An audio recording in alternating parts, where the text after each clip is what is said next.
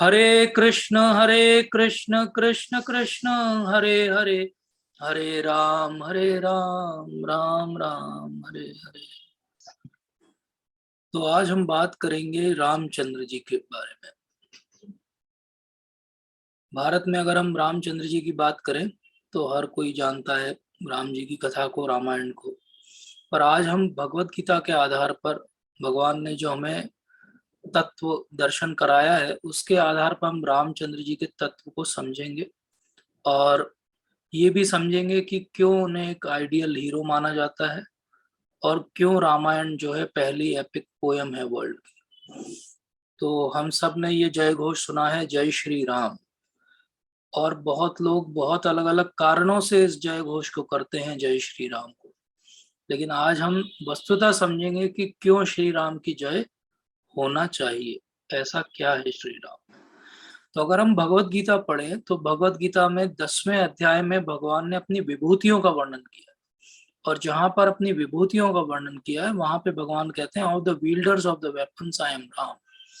मतलब कि सारे शस्त्रधारियों में मैं कौन हूं, मैं राम हूं। अब अगर हम बलदेव विद्याभूषण जी को देखें या विश्वनाथ चक्रवर्ती ठाकुर पाद को देखें, जिन्होंने दो मुख्य टीकाएं लिखी है भगवत गीता पर, तो वो ये कहते हैं कि ये राम मतलब परशुराम की बात हो रही। लेकिन श्रील प्रभुपाद और ज्यादातर वैष्णव बाकी टीकाकार ये कहते हैं कि ये राम परशुराम भी हैं और ये राम श्री रामचंद्र जी भी हैं, क्योंकि रामचंद्र जी का जो वो है, उनका जो धनुष है वो बहुत ही फेमस है। और रामचंद्र जी के बाण के बारे में आज भी हम कहते हैं कि राम बाण दवा है, ये राम बाण है, मतलब राम का बाण कभी भी चूकता नहीं है। तो भगवान अपनी जब विभूतियों का वर्णन कर रहे हैं तब रामचंद्र जी का वर्णन वो विभूतियों के रूप में कर रहे हैं कि वो इतने अच्छे विल्डर हैं वेपन्स के। तो ये बात हम सबसे पहले थोड़ा सा मैं आपको इंट्रोडक्शन दूंगा, क्योंकि आजकल नई जनरेशन है और बहुत सारे लोगों ने रामायण, खास करके वाल्मीकि रामायण को नहीं पढ़ा है। बहुत सारे हम लोग जो हैं वो सोशल मीडिया से इन्फ्लुएंस्ड हैं और या टीवी पे जो देखा है उतना ही हमें पता है।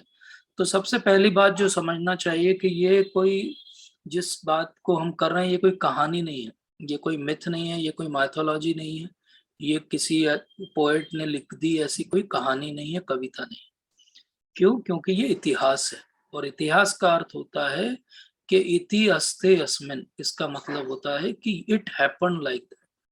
इतिहास का अर्थ होता है कि ये इस तरीके से हुआ, जिसको हम आज की मॉडर्न भाषा में कहते हैं हिस्ट्री। तो ये इतिहास का हिस्सा है रामायण और महाभारत। इसका अर्थ क्या हुआ कि ये वैसे ही हुआ है। तो जब भी घटनाओं को अपन काल क्रम के अनुसार विवेचन करते हैं तो उनके लिए अलग अलग शब्दों का उपयोग किया जाता है। तो पुराण का मतलब क्या होता है? पुराण का मतलब होता है कि ये पुराने लोगों के बारे में लिखी गई कथाएं, मतलब वो थे। और इतिव्रत या इतिहास का अर्थ होता है कि हिस्ट्री। जो आख्यायिक होती हैं वो टेल्स होती हैं, वो कहानियां हो सकती हैं। इलुस्ट्रेटिव स्टोरीज उदाहरण हो सकती है। तो ये जरूरी नहीं कि इलुस्ट्रेटिव स्टोरी हुई हो। इलुस्ट्रेटिव स्टोरी हो सकता है कोई बात को समझाने के लिए की गई। लेकिन जो पुराण है और जो इतिव्रत है, इतिहास है, वो हुआ है, इसीलिए उसे इतिहास के साथ क्लासिफाई किया जाता है। इसी प्रकार से धर्मशास्त्र का अर्थ होता है कि धार्मिक रूप से कैसे जीवन जिया जाए उसको सिखाने के लिए जो मार्गदर्शन दे उसको कहते हैं धर्मशास्त्र। और अर्थशास्त्र का अर्थ होता है कि गवर्नेंस, एडमिनिस्ट्रेशन कैसे किया जाए उसको कहते हैं अर्थशास्त्र। तो ये विभिन्न तरह से हम क्लासिफाई करते हैं भारत में जो भी ग्रंथ उपलब्ध हैं उनको। और इस क्लासिफिकेशन में हम रामायण और महाभारत को इतिव्रत या इतिहास में रखते हैं। इसका अर्थ क्या हुआ कि ये हुआ है, ये कोई माइथोलॉजी नहीं है। और ऐसी जो डिस्क्रिप्शन है वो कहाँ पर आती है? वो महाभारत के अंदर भी आती है, श्लोक के अंदर। तो वो वहां पे बताते हैं कि इतिहास क्या होता है, जहाँ धर्म, अर्थ, काम और मोक्ष इसके संबंधित उपदेश समन्वित हों उसको इतिहास कहा जाता है।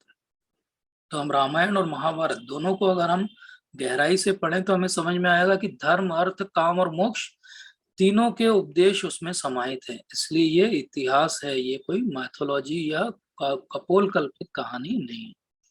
अब हम रामायण की बात करें तो आज हमारे पास करीब 300 से 1000 विभिन्न प्रकार की रामायण और उनके वेरिएशन उपलब्ध है।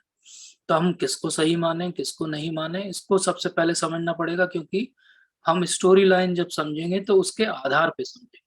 तो ज्यादातर हमें एक रामायण कौन सी पता है, ये वो रामायण है जो 1987 में रिलीज हुई थी दूरदर्शन पर, और फिर कोविड काल में फिर से आई तो काफी पॉपुलर हुई।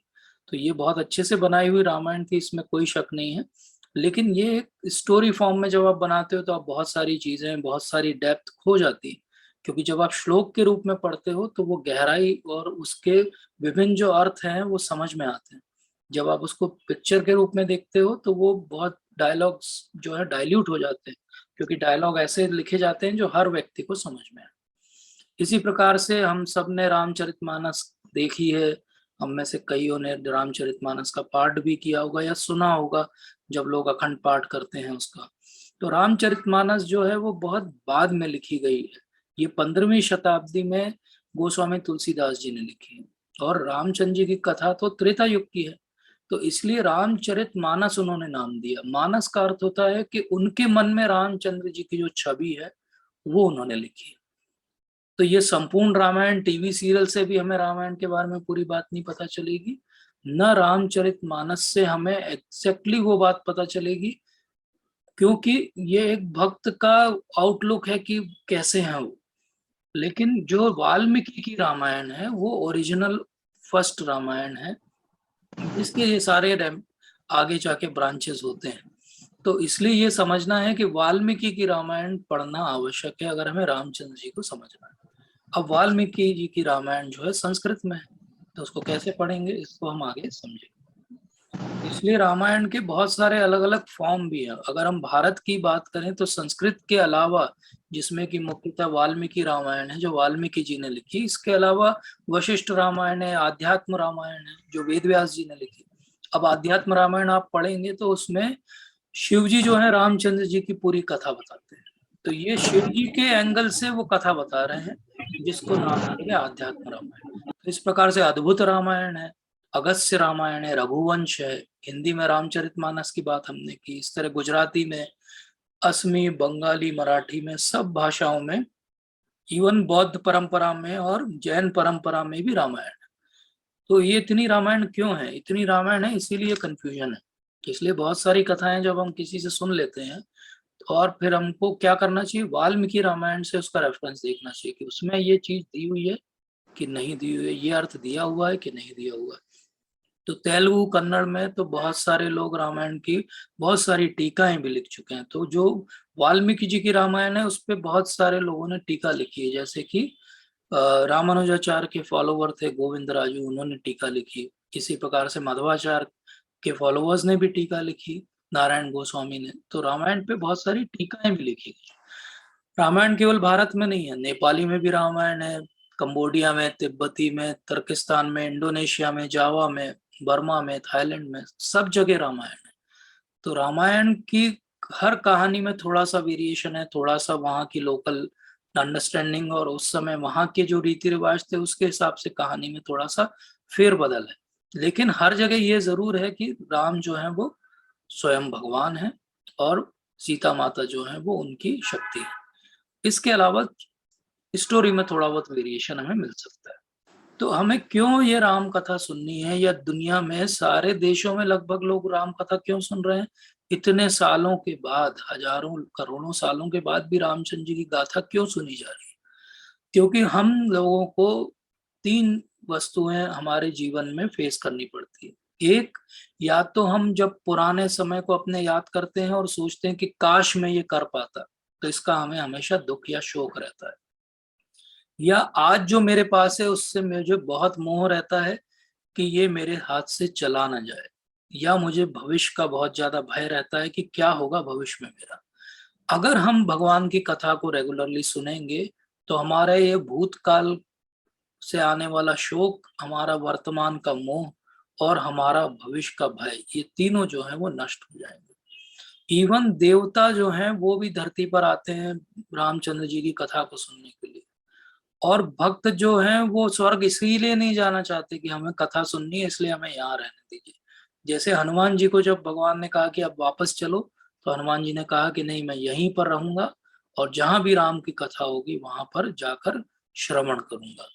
तो इसलिए कह रहे हैं हनुमान जी, क्योंकि उन्हें भगवान की कथा से इतना लगाव है। अगर हमें भी भक्ति में आगे बढ़ना है तो हमें भगवान की कथा में ऐसी ही रुचि डेवलप करनी पड़ेगी। अब जैसा हमने देखा कि वाल्मीकि जी की रामायण जो है वो ओल्डेस्ट वर्जन है। इवन महाभारत के अंदर रामोपाख्यान के रूप में आरण्य वन में का जो पर्व है उसमें रामचंद्र जी की कथा दी हुई है। श्रीमद् भागवतम के 9th कैंटो अगर आप पढ़ेंगे तो उसके अंदर भी शॉर्ट में, बहुत शॉर्ट में 2 चैप्टर्स में रामचंद्र जी की पूरी कथा दी गई है। और जैसा मैंने बताया कि बौद्ध और जैन साहित्य में भी रामचंद्र जी के बारे में दिया हुआ है। तो इस प्रकार से राम जी का वर्णन बहुत स्थानों पर है और बहुत विस्तार से भी है, और बहुत सारी ऐसी कथाएं भी हैं जो नॉर्मली मेन रामायण के अंदर नहीं है। 2 महान कवि जिन्होंने रामचंद्र जी के चरित्र पर सबसे ज्यादा लिखा, जो सबसे ज्यादा पढ़े भी जाते हैं, वो हैं एक तो महर्षि वाल्मीकि और दूसरे गोस्वामी तुलसीदास जी। तो महर्षि वाल्मीकि क्या कहते हैं, ईष्ट सर्वस्य लोकस्य रामा, ये उन्होंने अपनी वाल्मीकि रामायण के अंदर लिखा है कि सारे लोगों के इष्ट कौन है, राम है। तो इसलिए जो सब लोगों के इष्ट हो उनके बारे में हमें जरूर जानना चाहिए। तो ये जो आदि कवि वाल्मीकि हैं, आदि कवि इसलिए कि ये सबसे पहली और सबसे लॉन्गेस्ट जो है वो पोएटिक कंपोजिशन थी अपने समय की, जिसमें 24,000 श्लोकों के अंदर भगवान राम के चरित्र का पूरा वर्णन है। तो रामायण का शाब्दिक अर्थ क्या हुआ? शाब्दिक अर्थ हुआ कि राम की जर्नी, अयन का अर्थ होता है जर्नी या प्रवास। तो राम का जो प्रवास हुआ अपने जीवन काल में, वो कहाँ कहाँ गए, वैसे वैसे हमें वाल्मीकि जी अपने उनके साथ में चलते हैं और हमें डिस्क्राइब करते जाते हैं। ये जो डिस्क्रिप्शन वो करते हैं उसको वो 7 अलग अलग कांडों में डिवाइड कर देते हैं। यहाँ पर कांड का अर्थ चैप्टर्स होता है बेसिकली। तो बाल कांड में वो शुरुआती डिस्क्रिप्शन देते हैं कि किस प्रकार से भगवान का जन्म होता है।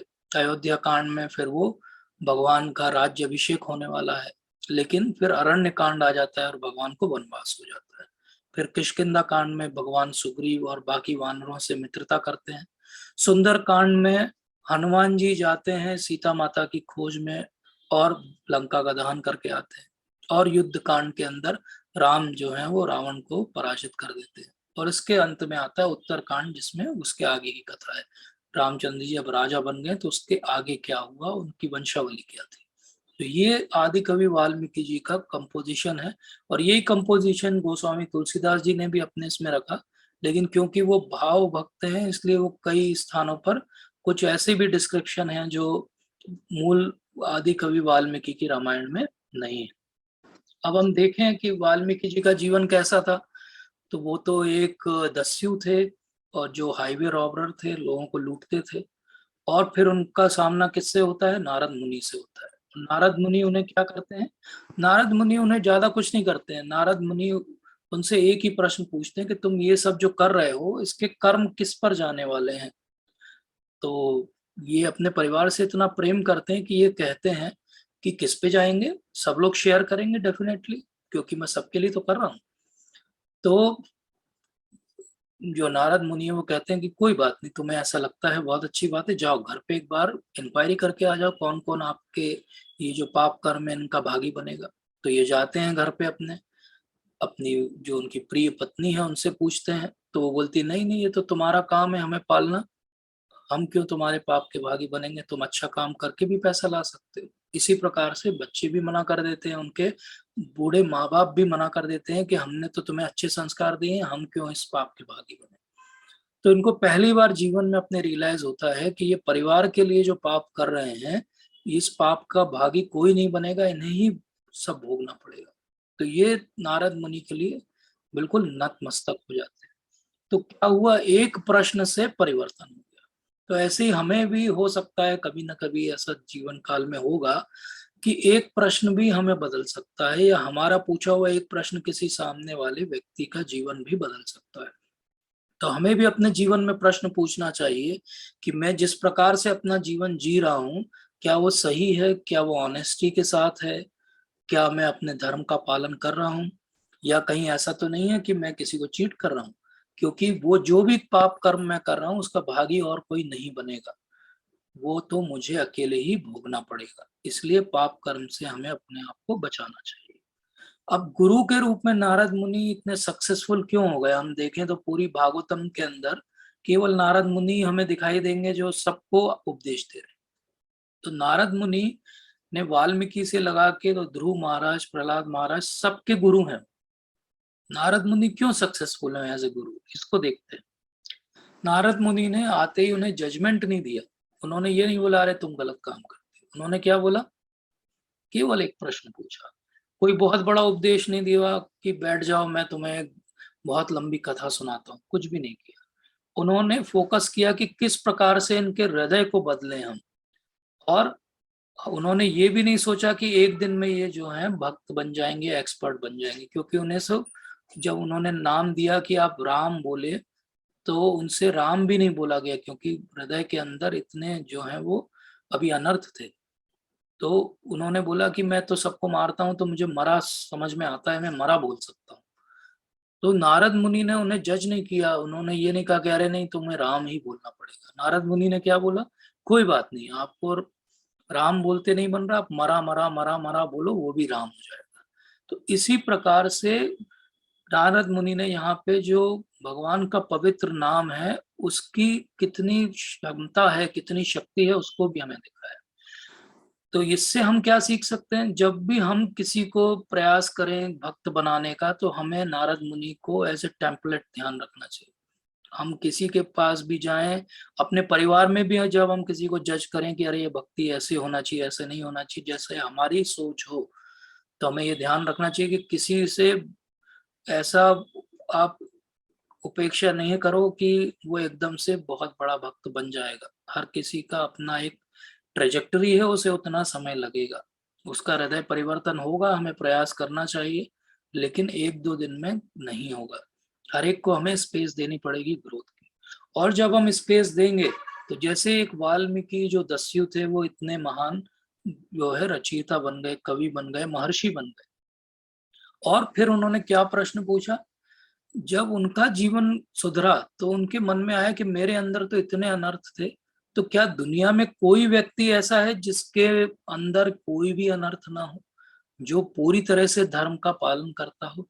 क्या जीवन में हमारे सामने कोई ऐसा आदर्श मानव आ सकता है, कोई ऐसा आइडियल ह्यूमन हो सकता है जो अपने सारे धर्मों को, अपना पति धर्म हो, चाहे अपने पिता के रूप में उसका धर्म हो, चाहे पुत्र के रूप में अपना धर्म हो, चाहे वो राजा के रूप में अपना धर्म हो, हर धर्म को वो पूरी तरह पूर्णता के साथ आइडियलिस्टिक वे में निभाए? क्या कोई ऐसा है? तो ये जो खोज है आदर्श मानव की, आइडियल ह्यूमन बीइंग की, आइडियल पर्सन की, ये केवल हम खोज रहे हैं या वाल्मीकि जी खोज रहे थे, ऐसा नहीं है। ये खोज तो हमेशा से चल रही है। लियोनार्डो डा विंची ने भी बहुत सोचा था कि ऐसा कोई आइडियल पर्सन हो सकता है क्या। अगर आप फाउंटेन हेड करके एक बुक है वो पढ़ेंगे तो आप देखेंगे आयन रैंड भी यही खोज रही है कि कोई ऐसा आइडियल ह्यूमन बीइंग हो सकता है क्या। आप कोई भी टीवी नॉवल कुछ भी पढ़ेंगे तो फाइनली क्या सर्च हो रही है? सर्च यही हो रही है कि क्या कोई ऐसा आदर्श मानव है जो अपने हर कर्तव्य को पूर्णता से पालन करे, जो पूरी तरह से फेथफुल हो, जो सबसे बेस्ट लीडर हो, जो सबको रिस्पेक्ट करता हो, जो फैमिली मैन भी हो, जो ऑनेस्ट भी हो, जो हमेशा प्रसन्न भी रहता हो और जो सबसे प्रेम भी करता हो। तो क्या कोई ऐसा व्यक्ति है? और उसका उत्तर उन्हें क्या मिला? उन्हें उत्तर मिला कि हाँ, ऐसा एक व्यक्ति है और उनका नाम है श्री रामचंद्र। तो जब वो अनुष्टुप छंद फिर उनके मन में आया, ये कथा हम सबको पता है, इसलिए मैं बहुत अभी गहराई में नहीं जाऊंगा, लेकिन इस प्रकार से उन्हें अनुष्टुप छंद जो 32 सिलेबल मीटर होता है वो समझ में आया, और उस उन्होंने फिर पूरी रामायण उस अनुष्टुप छंद पे लिखी। तो उन्हें ब्रह्मा जी की कृपा क्यों मिली? ब्रह्मा जी की कृपा इसलिए मिली क्योंकि उन्हें नारद मुनि की कृपा मिली। तो पहले नारद मुनि की कृपा मिली, फिर उन्होंने उसको उनको फॉलो किया तो उन्हें ब्रह्मा जी की कृपा मिली।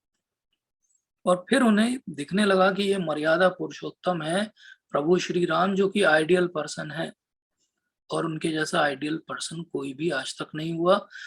उनकी आइडियोलॉजी, उनका डिवोशन, उनकी ड्यूटी, उनका धर्म, उनका कर्म, हर चीज में वो आइडियल है। और ये हम त्रेता युग की बात करें, त्रेता युग से आज हम कलयुग में आ गए, और आज भी हमें कोई ऐसा आइडियल पर्सन कहीं नहीं मिलेगा। जैसे मर्यादा पुरुषोत्तम प्रभु श्री राम है, ऐसा कोई भी नहीं है। और वो कहाँ उनका जन्म हुआ? अयोध्या में हुआ। अयोध्या का अर्थ क्या होता है? जहाँ कोई युद्ध ना हो, अयुद्ध। क्यों कोई युद्ध ना हो? क्योंकि वो इतना लविंग हो, हर तरफ से हर किसी के लिए वेलकमिंग हो, कि वहां कोई युद्ध की कभी आवश्यकता ही नहीं पड़े। इसलिए मर्यादा पुरुषोत्तम प्रभु श्री राम को जब असुरों का वध करना है तो उन्हें अयोध्या से बाहर जाना पड़ेगा, क्योंकि अयोध्या में तो कोई युद्ध होगा ही नहीं। तो यहां से हम आते हैं कि एक आइडियल पर्सन है, तो वो आइडियल पर्सन कौन हो सकते हैं? वो स्वयं भगवान ही हो सकते हैं। हम में से कोई भी ऐसा आइडियल पर्सन नहीं हो सकता। इसीलिए भगवान भगवत गीता में कहते हैं कि यदा यदा ही धर्मस्य ग्लानिर्भवति भारत अभ्युत्थानम अधर्मस्य तदात्मानं सृजाम्यहम्। भगवान क्या कह रहे हैं? ये बहुत फेमस श्लोक है, हम सबको याद है। ये भी थैंक्स टू टीवी सीरियल ही है कि हम सबको याद है। तो यदा यदा ही धर्मस्य, जब और जहां, यदा यदा दो बार आया, इसका अर्थ क्या हुआ? Whenever and wherever, जब भी और जहां भी क्या होता है? धर्मस्य ग्लानिर्भवति, धर्म की ग्लानि होती है जब, तो क्या करते हैं भगवान? भगवान कह रहे हैं अर्जुन से कि जब भी इररिलीजन बढ़ेगा तो मैं आऊंगा।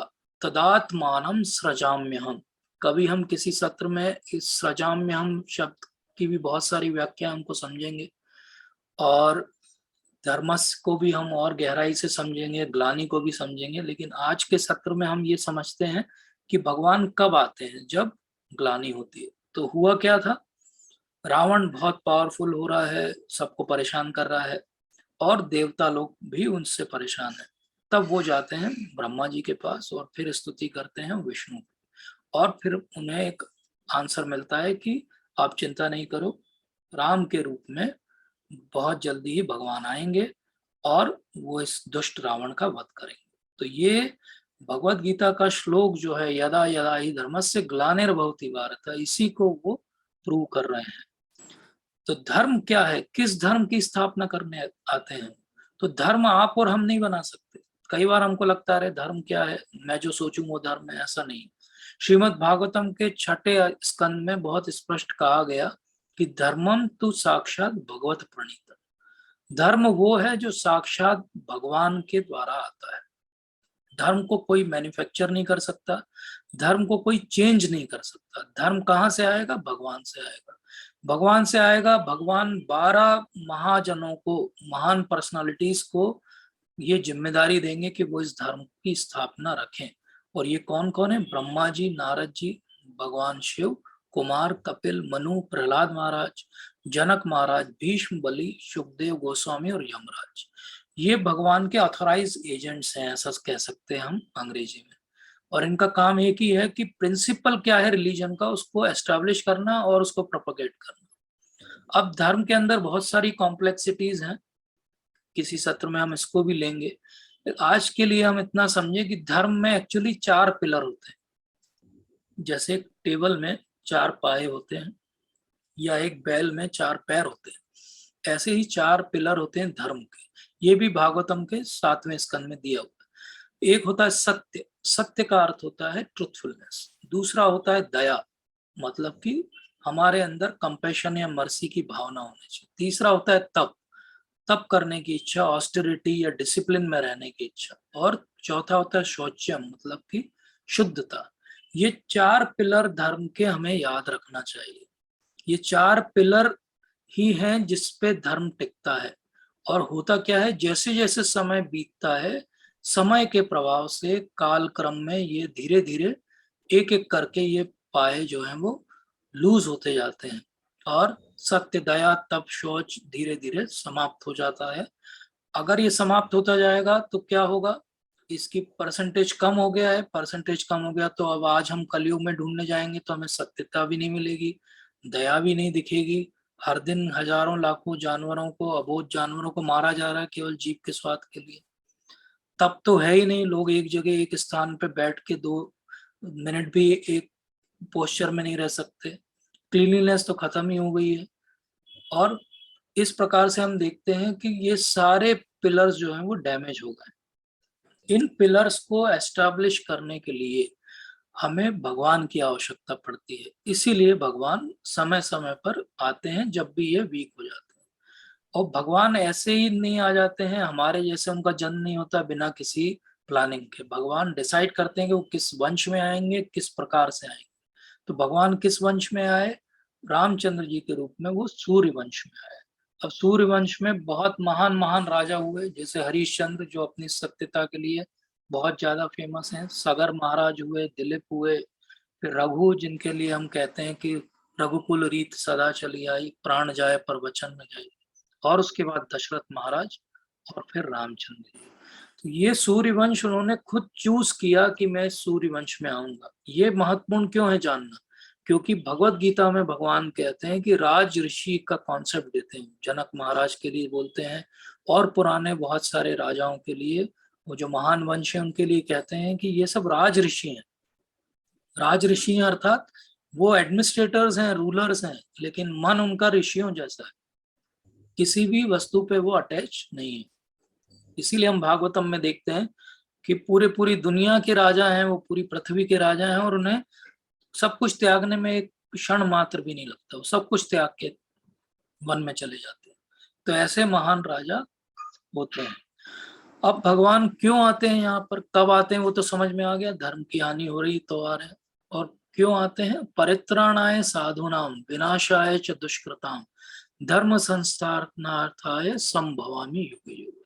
तो भगवान कब आ रहे हैं वो हमने समझ लिया, क्यों आ रहे हैं? वो दो कारणों से आ रहे हैं, साधुओं का परित्राण करने के लिए और दुष्कृताम का विनाश करने के लिए।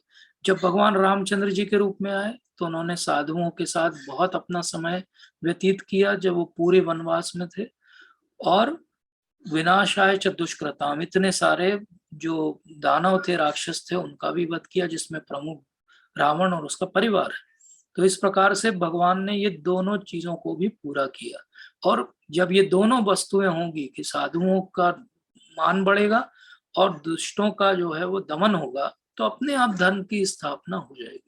तो फिर भगवान क्या कहते हैं? युगे युगे। युगे युगे क्यों कह रहे हैं? कि वो हर युग में आते हैं, millennium after millennium, always he will come, he has promised it.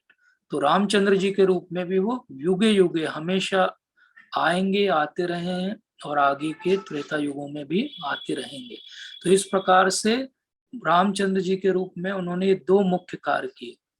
अब हम कभी इस श्लोक को और गहराई में समझेंगे कि एक्चुअली भगवान न साधुओं के परित्राण के लिए आते हैं, न दुष्टों के विनाश के लिए आते हैं। भगवान को तो तीसरा ही हिडन एजेंडा रहता है, लेकिन वो किसी और दिन समझेंगे।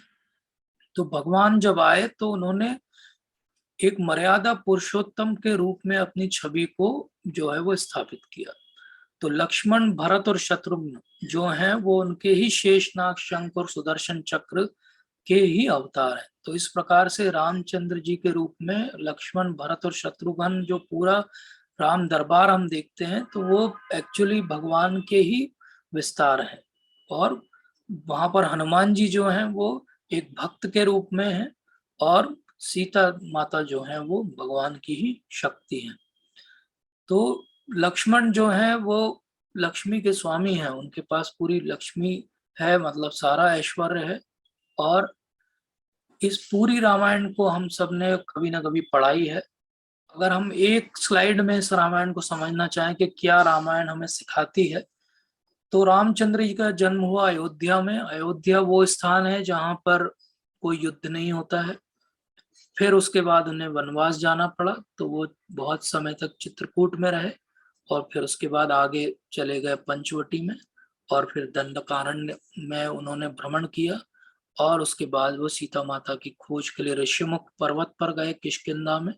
और फिर वहां से जब उन्हें पता लगा कि रावण लंका में है, तो फिर उन्होंने वो जर्नी की और समुद्र के तट पर पहुंचे और लंका में पहुंच के रावण को वध किया। तो ये एक जर्नी है भगवान ने की, इसीलिए इसको रामायण कहते हैं। अब अयोध्या की अगर हम बात करें तो अयोध्या कैसा है? जब रामचंद्र जी के विरुद्ध इतना बड़ा षड्यंत्र हुआ, जो उनकी ही माता है जिन्हें वो बहुत प्रेम करते हैं उन्होंने किया, वो भी एक दासी के कहने पर, तो हम क्या देखते हैं कि एक तरफ से रामचंद्र जी को जैसे ही खबर मिलती है कि अब आपका कल राज्य अभिषेक नहीं होना है, आपको तो वनवास जाना है, तो वो क्या कहते हैं, उनके चेहरे पर थोड़ा भी दुख का भाव नहीं, वो कहते हैं कि कोई बात नहीं पिताश्री, जैसी आपकी आज्ञा। और जब वो जा रहे हैं तो उनकी पत्नी जिन्हें वनवास नहीं मिला है वो भी साथ में जाना चाहती है, उनके भाई जो वहां पे उपस्थित हैं वो भी साथ में जाना चाहते हैं। जब बाद में भरत महाराज आते हैं और उन्हें पता लगता है कि इतना सब षड्यंत्र हो गया है, तो वो भी सब कुछ त्याग के बोलते हैं कि मैं राम जी को वापस लेकर आऊंगा, मैं उनके बिना यहाँ पर नहीं रहूंगा। और वो अपनी माता का भी इस कारण से त्याग कर देते हैं लगभग, कि मैं उनसे कभी बात नहीं करूंगा जब तक रामचंद्र जी वापस नहीं आते। तो ये हम क्या देख रहे हैं, ये हम देख रहे हैं कि किस प्रकार से भाइयों के बीच में और परिवार के बीच में एक दूसरे के लिए त्याग की भावना है, प्रेम है। दूसरी तरफ अब हम आते हैं किष्किंधा में, वहां पर भी दो भाई हैं, एक सुग्रीव है और एक बाली है। उसने क्या किया, बाली ने सुग्रीव को अपने राज्य से निकाल दिया, तो उसकी पत्नी को भी अपने पास रख लिया। तो ये कैसा भाव है, ये भाव अयोध्या से बिल्कुल अलग भाव है। यहाँ पर भाई भाई का दुश्मन है और सत्ता के लिए वो उसे भी हटाने में बाज नहीं आता है। फिर हम लंका में चलते हैं। लंका में क्या है, विभीषण और रावण भाई हैं। विभीषण, इवन कुंभकर्ण भी शुरुआत में ये सही सलाह दे रहे हैं कि आप सुलह कर लो, ये स्वयं भगवान है, आप बच जाओगे, राज्य बच जाएगा। लेकिन उन्होंने किसी की भी नहीं सुनी और रावण ने क्या किया, विभीषण को देश से निकाला दे दिया। और जो रावण है वो इतना व्यभिचारी है कि वो किसी का भी जो है वो अपने राज्य में कोई भी उससे सुरक्षित नहीं है। तो इस प्रकार से हम देखते हैं कि ये तीनों जो लोकेशंस हैं, इन तीनों की थिंकिंग और आपस की डीलिंग परिवारों के बीच बिल्कुल अलग अलग है। अयोध्या हमें सिखाती है कि एक संस्कृति के रूप में कैसा जीवन होता है। अगर सही में संस्कार दिए जाएं तो भारतीय संस्कार क्या है वो अयोध्या हमें सिखाती है। जो किष्किंधा है वो प्रकृति है, वो संस्कृति नहीं है। प्रकृति मतलब क्या है, कोई किसी का रिलेशन नहीं है, जो पावर में है, जंगल का राज है, मत्स्य न्याय है, जो पावरफुल है वो जीतेगा। और श्रीलंका, लंका क्या है, वो विकृति है, वो प्रकृति से भी गिर गई है, वो विकृति है। वो तो केवल अपना ही लाभ देख रहा है, वो अपने लाभ के लिए अपने पुत्रों को भी मरवाने के लिए तैयार है। तो इस प्रकार से हम देखते हैं कि एक संस्कृति है, एक प्रकृति है और एक विकृति है। अब हमें डिसाइड करना है कि हमें अपने परिवार में संस्कृति लाना है तो हमें रामायण पढ़ना चाहिए और उसके सही मायने में अर्थ समझने चाहिए। विकृति लाना है तो इंटरनेट पे बहुत सारी विकृतियां उपलब्ध हैं।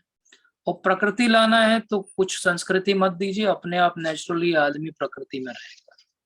तो इस प्रकार से रामायण से हम बहुत सारे महान जो है वो उपदेश प्राप्त कर सकते हैं कि भगवान राम जो है वो महान है, लेकिन उनको हम फॉलो कर पाए 100% ऐसा संभव नहीं है। वाल्मीकि जी से हम सीख सकते हैं कि जिस दिन आपको समझ में आ जाए कि आपसे कोई मिस्टेक हो रही है, उसी दिन आप उसको करेक्ट करना चालू करो।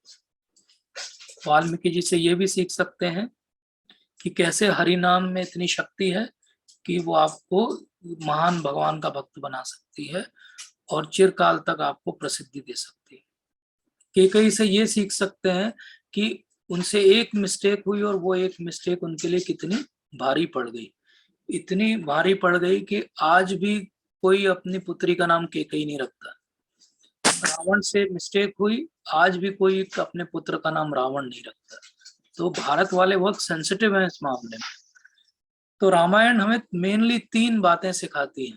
पहला सिखाती है प्रेम, भाइयों के बीच का प्रेम, पति और पत्नी के बीच का प्रेम, पुत्र और पिता के बीच का प्रेम, और हर कोई उस प्रेम के लिए त्याग करने के लिए उद्यत है। रामचंद्र जी जब जंगल में वास कर रहे हैं तो बहुत सारे कांटे हैं और वो कांटे उनके पैर में चुभ रहे हैं। तो वाल्मीकि रामायण में ऐसा डिस्क्रिप्शन आता है कि रामचंद्र जी के वो चरण हैं जो रात जब सीता माता उन्हें छूती है तो वो उसको सहन नहीं कर पाते। उनके पैर इतने सॉफ्ट हैं कि वो सीता माता के टच को सहन नहीं कर पाते और उनके पैरों में कांटे चुभ रहे हैं। तो सीता माता और लक्ष्मण जी प्रयास करते हैं कि रास्ता उनके लिए क्लियर रखें, और वो फिर एक जगह जब पहुंचते हैं तो वो कांटे निकालने लगते हैं, तो रामचंद्र जी मना कर देते हैं उन्हें कि आप ये कांटे नहीं निकालिए मेरे पैर से। तो पूछते हैं कि क्यों ना निकालें। बोले जिसने मेरे पैरों की शरण ग्रहण कर ली है उसको मैं छोड़ता नहीं हूँ, तो ये कांटे भी मेरे पैर से आप मत निकालिए। दूसरी जो महान शिक्षा हमें मिलती है उस सेपरेशन में भी ड्यूटी निभाने की। उर्मिला भरत दोनों को अगर हम देखें तो लक्ष्मण जी रामचंद्र जी के साथ जा रहे हैं, तो उर्मिला जो है वो ये नहीं कहती है कि मैं भी आपके साथ में जाऊंगी, क्योंकि उन्हें पता है कि फिर उनकी केयर करने में उनका टाइम जाएगा। वो नहीं चाहती, वो चाहती कि रामचंद्र जी की सबसे अच्छी सेवा हो। इसी प्रकार से भरत महाराज को तो पूरा राज्य मिल गया है, लेकिन वो पूरे वनवास के काल में नंद ग्राम करके एक स्थान है जो अयोध्या से बाहर है, वहां पर एक कुटिया बना के रहते हैं, और रामचंद्र जी की पादुका जो है वो राज कर रही है। दशरथ और राम के बीच हम देखें, दशरथ अपने पुत्र का वियोग नहीं सह पाते और उनका जो है वो अपना शरीर त्याग देते हैं। इसी प्रकार से राम और सीता का सेपरेशन हम देखते हैं जब रावण उनका अपहरण करके ले जाता है।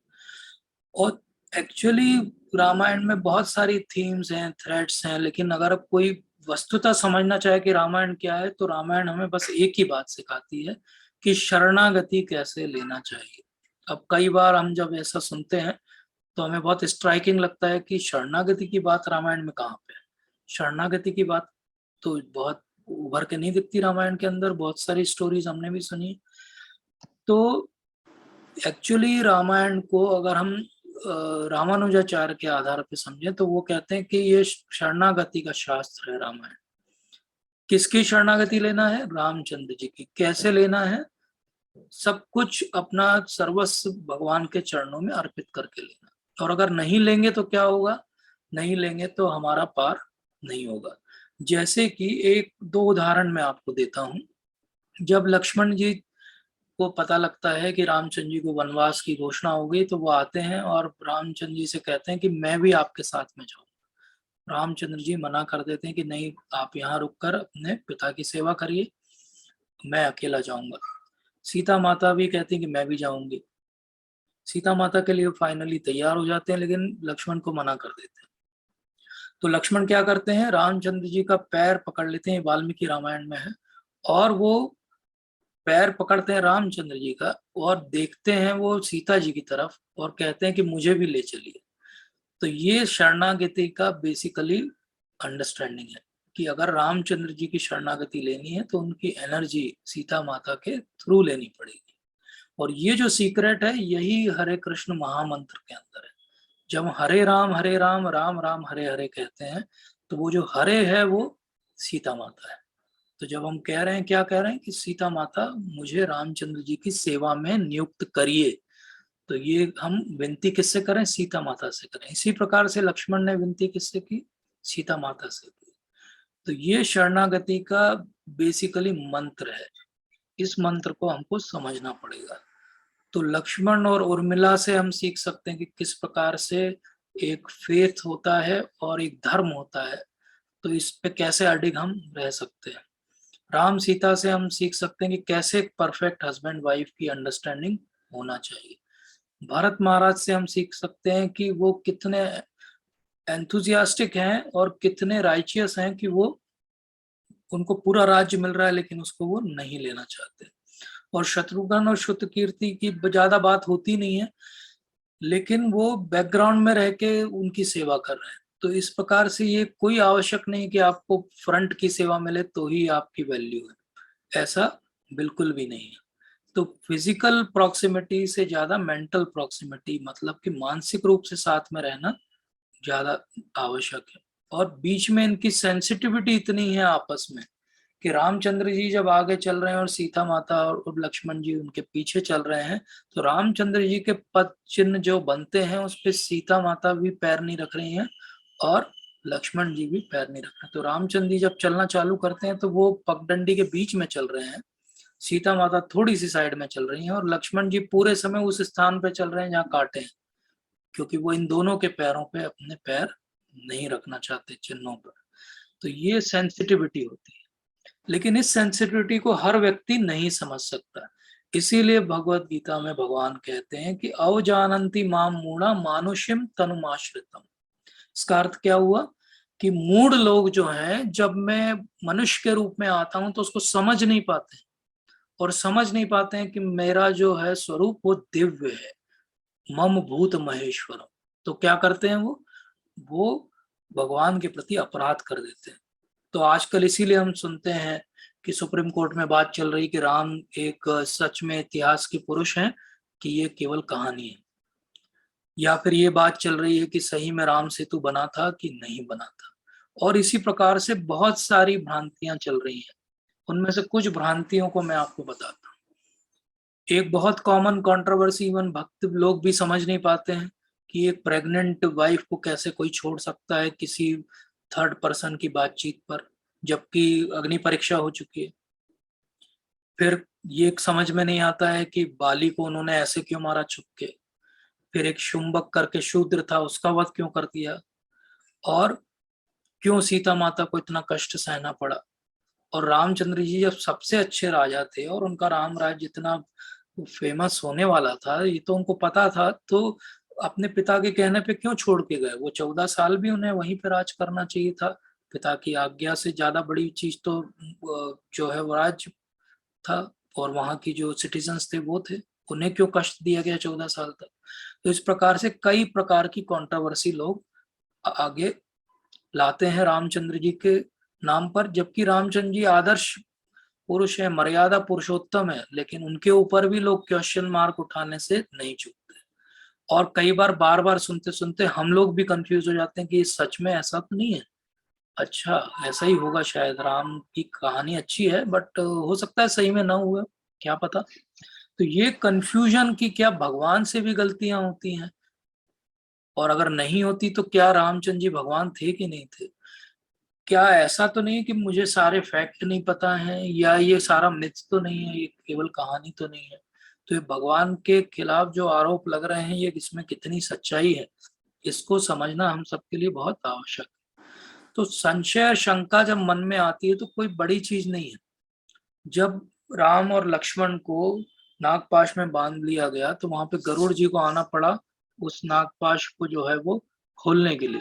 जब गरुड़ जी वहां पर आए और नागपाश उन्होंने खोला, तो उनके मन में भी शंका आ गई कि ये रामचंद्र जी मेरे ही आराध्य देव हैं कि नहीं है, क्योंकि इनके अंदर तो इतनी शक्तियां हैं, तो कैसे ये नागपाश से बन गए। ऐसे ही कंफ्यूजन जो है वो काकभुशुंडी जी को भी आ गया जब उन्होंने देखा कि रामचंद्र जी अपनी बाल लीलाएं कर रहे हैं। तो उन्हें भी शंका हो गई कि सच में मेरे आराध्य देव भगवान है कि नहीं। तो शंका या संशय आना कोई बड़ी चीज नहीं है, आ जाता है, किसी के भी मन में आ सकता है, लेकिन उसका सही जो है उत्तर ढूंढना बहुत आवश्यक है, उसका सही हल ढूंढना बहुत आवश्यक है। तो ये समझना चाहिए कि किसी भी श्लोक के 3 लेवल पे अर्थ होते हैं हमेशा। एक तो हो गया उसका शब्दार्थ, जो लिटरल मीनिंग है उसका। दूसरा हो गया उसका भावार्थ, जो उसका फिगरेटिव मीनिंग है या मॉरल लेसन है उसके पीछे। और तीसरा उसका लक्ष्यार्थ या मेटाफिजिकल मीनिंग, ये उसका फिलोसॉफिकल इम्प्लीकेशन। तो हर श्लोक के कम से कम 3 अर्थ तो होते ही होते हैं। और कुछ तो ऐसे श्लोक हैं जिनके 108 से ज्यादा अर्थ अलग अलग टीकाकारों ने किया। इसलिए भ्रम संशय शंका हमें क्यों होती है, क्योंकि इतने सारे विभिन्न प्रकार से टीका अर्थ हैं, इतनी विभिन्न प्रकार की रामायण है, इतनी सारी एक्स्ट्रापोलेटेड स्टोरीज हैं, उसमें से क्या सत्य है क्या सत्य नहीं है। इसीलिए सारा भ्रम फैलता है। ये भ्रम फैलने का आधुनिक युग में एक कारण और है कि हम भगवान को मर्यादा पुरुषोत्तम के रूप में देखते हैं। बहुत सारे ऐसे पावर्स हैं जो इस समय दुनिया में चल रहे हैं, जो नहीं चाहते कि आपका फेथ आपके भगवान पर बना रहे। तो वो छांट छांट के रिसर्च करके ऐसी चीजें ढूंढ के लाते हैं जिससे आप प्रश्न उठाएं कि भगवान राम थे कि नहीं थे। और वो इतना प्रोपेगेंडा करते हैं उसका कि आपको भी थोड़े दिन में लगने लगता है कि सच में भगवान थे कि नहीं थे। तो अब मैं आप लोगों से विनती करूंगा कि आप में से कोई भी जो इस इंटरेक्टिव सेशन में पार्ट लेना चाहे, मैं कुछ प्रश्न पूछूंगा और उसके हम उत्तर खोजने का प्रयास करेंगे। पहला प्रश्न है कि क्या जीवन ब्लैक एंड व्हाइट है, मतलब कि राइट और रॉन्ग। कोई उत्तर देना चाहेगा? क्या जीवन राइट और रॉन्ग है कि जीवन कुछ और भी है? एनीवन? हरे कृष्ण प्रभु जी। हरे कृष्ण प्रभु जी, दंडवत प्रभु जी। प्रभु जी, जीवन ब्लैक एंड वाइट नहीं है, जी क्योंकि अपन रामायण से भी सीख सकते हैं और भागवतम से भी सीख सकते हैं जी कि बीच में भी बहुत सारे ग्रे स्केल होते हैं और बिल्कुल। बहुत सारे कलर हैं। मतलब ये सिचुएशन, मतलब अगर इस दृष्टि से देखा जाए कि अ, परिस्थिति के हिसाब से, देश और काल के हिसाब से और प्रकृति के हिसाब से, इस तरह से बहुत सारे अलग अलग सिचुएशन पे अलग अलग निर्णय लिए जाते हैं, जैसे श्री रामचंद्र जी के द्वारा और कृष्ण जी के द्वारा। तो इसलिए जीवन काला सफेद नहीं है। बिल्कुल, थैंक यू प्रभु जी, आपने बहुत अच्छे से हम सबके लिए समराइज किया कि जीवन ब्लैक एंड व्हाइट नहीं है, राइट या रॉन्ग बस नहीं है। और ये बात समझना बहुत जरूरी है, क्योंकि जब भी हम कोई शास्त्र पढ़ते हैं, भगवान के बारे में कथा पढ़ते हैं, तो हम उसको राइट या रॉन्ग के कटघरे में खड़ा करना चाहते हैं, हम उसका बीच का कुछ भी सोचना नहीं चाहते। उसके मल्टीपल रीजंस हो सकते हैं, वो हम समझना नहीं चाहते। जैसे कि मैं आपको ये दिखाकर बोलूं कि ये क्या लिखा है, ऊपर क्या लिखा है, तो आप में से कोई पढ़ेगा कि व्हाइट लिखा है, लेकिन वो लिखा ब्लैक में है। और नीचे क्या लिखा है, बोले ब्लैक लिखा है, लेकिन वो लिखा व्हाइट में है। तो अब मैं आपसे कलर पूछूंगा तो उत्तर बदल जाएगा आपका, मैं भी ये पूछूंगा लिखा क्या है तो उत्तर बदल जाएगा। तो जीवन केवल ब्लैक और व्हाइट नहीं है। जीवन, जैसा प्रभु जी ने भी कहा, कि एक शेड है। इसलिए करेक्ट और इनकरेक्ट, मॉरल और इमोरल, बस इतना ही नहीं है जीवन के अंदर। जीवन के अंदर बहुत सारे एथिकल इश्यूज हैं, बहुत सारे जो मॉरल डिलेमास हैं। इसलिए प्लेनली किसी चीज को बोलना कि ये सही किया उन्होंने और ये गलत किया, ये सही प्रकार से जज करना नहीं हुआ। जैसे मैं आपसे एक प्रश्न पूछता हूँ, आप में से कोई भी उत्तर दे सकते। एक ट्रेन का इंजन आ रहा है, आप वहां खड़े हैं, आपके पास लेवर है। एक तरफ जो है वो 5 बच्चे हैं और एक तरफ एक बच्चा है। आप लिवर घुमा सकते हो, नहीं तो ट्रेन सीधी पांचों को मार देगी। आप लिवर घुमा के एक को मार सकते हो, आप क्या करोगे? एनीवन?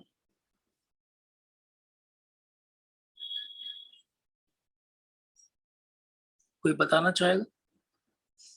क्या करेंगे आप इस सिचुएशन में?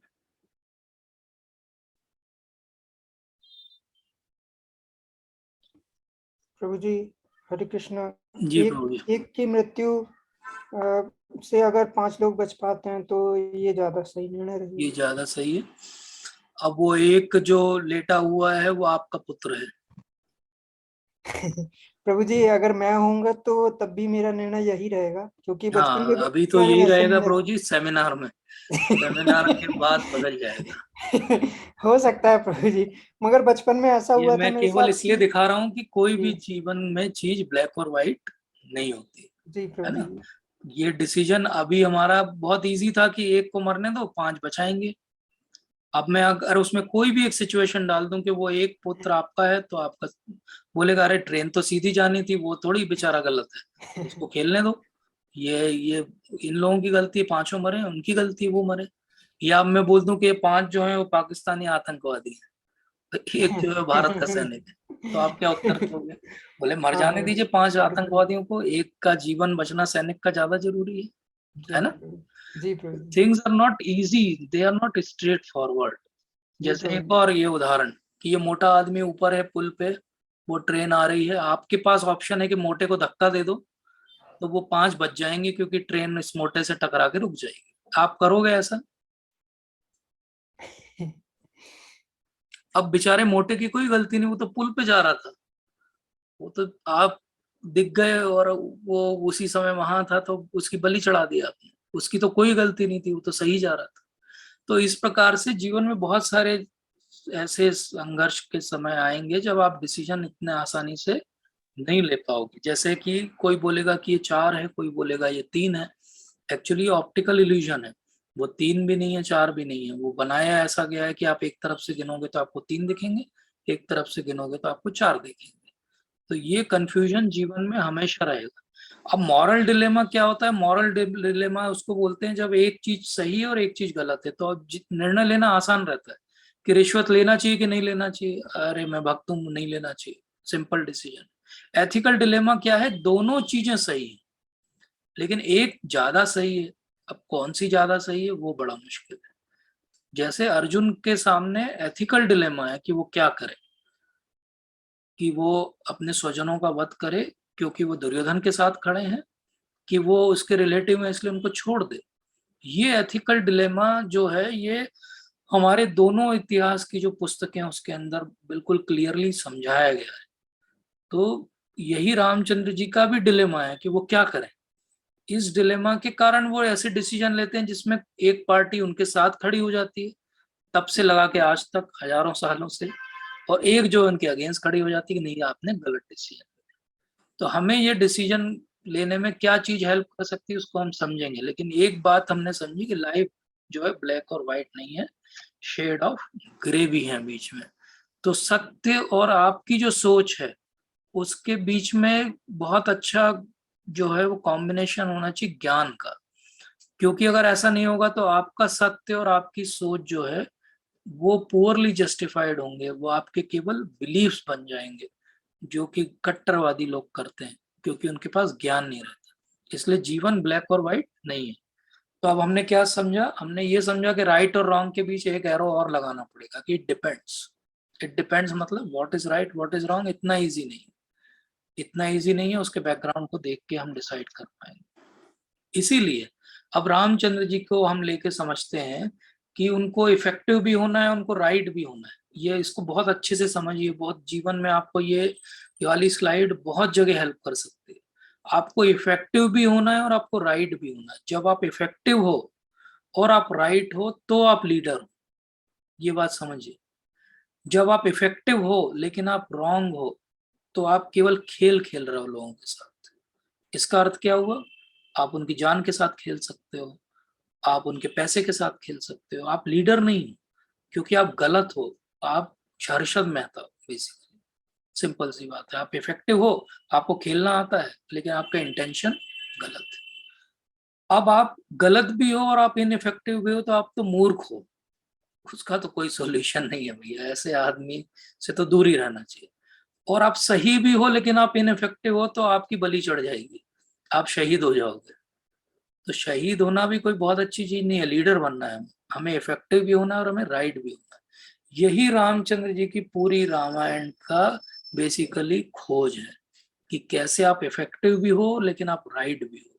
क्योंकि आप इनइफेक्टिव और राइट हो जाओगे तो आप शहीद हो जाओगे, आपको लोग याद जरूर करेंगे लेकिन आप चेंज संसार में नहीं ला पाओगे। संसार में चेंज लाने के लिए आपको इफेक्टिव और राइट होना पड़ेगा। और अगले प्रश्न पे आते हैं कि जो भगवान पे एलिगेशन लगाया गया कि इररिस्पॉन्सिबली उन्होंने अपना किंगडम छोड़ दिया, कोई बताना चाहेगा सही किया उन्होंने राज त्याग करके कि गलत किया?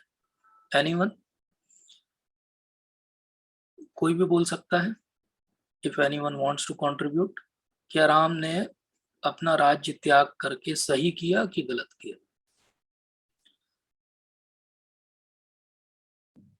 ठीक है, हरे कृष्णा प्रभु। जी प्रभु जी, बोलिए प्रभु जी। दंडवत प्रणाम प्रभु। धन्यवाद प्रभु जी। प्रभु, भगवान ने अपना राज्य छोड़कर सही किया। सही सही किया। क्यों सही किया बताइए?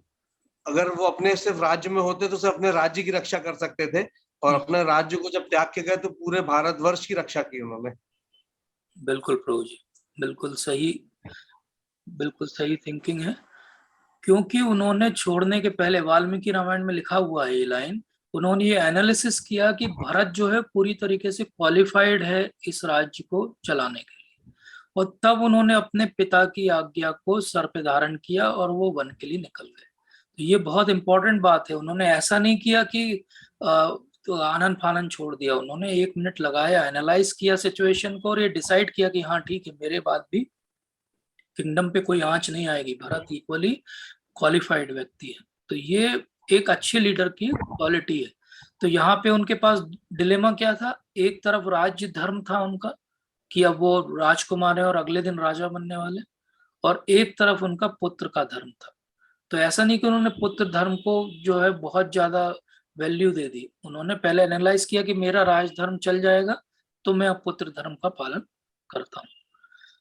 क्या रामचंद्र जी मांस खाते थे? ये बहुत कॉमन है, आप YouTube पे देखेंगे तो बहुत सारे लोग ये एलिज करते हैं, और वो वाल्मीकि रामायण से इसका श्लोक भी दिखाते हैं। तो वाल्मीकि रामायण के अंदर रामचंद्र जी कहते हैं कि मैं जो है एक साधुओं की तरह रहूंगा और हनी फ्रूट्स और रूट्स खाऊंगा, 14 ईयर्स तक रहूंगा, और मैं मीट नहीं खाऊंगा। तो इसका अर्थ उन्होंने ये निकाला कि अच्छा, मतलब वनवास को जा रहे हैं तो वो मीट नहीं खाएंगे। इसका अर्थ ये हुआ कि वो वनवास पे जाने के पहले मीट खाया करते थे, ये इसका अर्थ हुआ। तो एक्चुअली यहाँ जो शब्द आया है, उस शब्द को संस्कृत से हमें समझना पड़ेगा। आमिषम का मतलब होता है, जो लोकली लोग ट्रांसलेट करते हैं उसको बोलते हैं ऑल मीट, मीट और मीट प्रोडक्ट्स। लेकिन आमिषम एक्चुअली मीट नहीं होता। आमिषम का मतलब होता है कि अनकुक्ड या स्पाइसलेस, बिना मसाले का, बिना पकाया हुआ खाना मैं खाऊंगा जैसे कोई साधु खाते हैं। तो मांस का एक और अर्थ होता है कि जैसे कोई भी फ्रूट होता है, उसकी जो ऊपर की वो रहती है, स्किन रहती है, उसको भी मांस बोलते हैं। तो इस प्रकार से मांस का अर्थ जो है वो अलग अलग जगह अलग अलग तरीके से दिया गया है। और हम अगर और उसको एक्सप्लोर करें वाल्मीकि रामायण से, तो बहुत जगह वो कहते हैं बार बार कि मैं जो है वो हर्मिट की तरह, एस्थेटिक की तरह रहूंगा, बार डियर स्किन पहनूंगा, और मैं केवल रूट और फ्रूट्स खाऊंगा। वो वहां पर मांस की कोई भी बात नहीं कर रहे हैं। इसी प्रकार से वो फिर से कहते हैं कि हम अपने पिता की आज्ञा से यहाँ पर रह रहे हैं और एक साधुओं की तरह रह रहे हैं, और क्या खा रहे हैं, हम केवल कंद और मूल और फल खा रहे हैं। तो ये बार बार श्लोक में बार बार वो कह रहे हैं कि कंद मूल खा रहे हैं, कहीं ये नहीं कह रहे हैं कि मांस खा रहे हैं। तो इस प्रकार से राम जो है वो, फिर वाल्मीकि रामायण में फिर से डिस्क्रिप्शन आता है कि जब हनुमान जी सीता माता से मिलते हैं तो वो कहते हैं कि राम जो है मीट नहीं खा रहे हैं और ना वो लिकर पी रहे हैं। वो क्या कर रहे हैं, वो जो फॉरेस्ट में एग्जिस्टिंग चीजें हैं वही वो खा रहे हैं। तो इस प्रकार से फिर हनुमान जी भी कह रहे हैं कि भगवान राम मीट नहीं खा रहे हैं। तो फिर लोग कहते हैं कि अरे, तो फिर वो सीता माता हिरण को क्यों मारना चाहती थी, हिरण को क्यों पकड़ना चाहती थी? तो बेसिकली अगर हम वाल्मीकि रामायण पढ़ें तो उसमें बहुत क्लियर है कि माता चाहती थी कि वो हिरण को वो पकड़ लें, और फिर जब अब वनवास खत्म ही होने वाला है उनका, तो अब वो अपने साथ में उसको लेकर जाएंगी। अयोध्या में जो सब माताएं हैं वो इस हिरण को देख के बहुत प्रसन्न होंगी कि ऐसा गोल्डन हिरण भी कोई होता है क्या। और अगर हम इस डिस्क्रिप्शन को आगे भी पढ़ें वाल्मीकि रामायण में, तो रामचंद्र जी जब उसका वध भी कर देते हैं तो उसकी चमड़ी को अलग निकाल लेते हैं और चमड़ी को लेकर आ रहे होते हैं जब लक्ष्मण उनको रास्ते में मिलते हैं। और वो पूछते हैं कि अरे तुम यहाँ क्यों आ गए सीता को छोड़ के, जरूर कोई राक्षस उसे खा जाएगा या कोई किडनैप कर लेगा।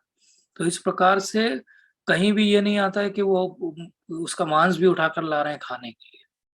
तो अब ये क्यों फिर उन्होंने ऐसा लाइन एक बोल दिया कि लोग आज तक इतने हजारों साल के बाद भी कंफ्यूज हो रहे हैं उस लाइन से? तो वो ऐसा कह रहे हैं, वो अपनी माता कौशल्या से मिलने गए हैं तब ये डिस्क्रिप्शन आता है।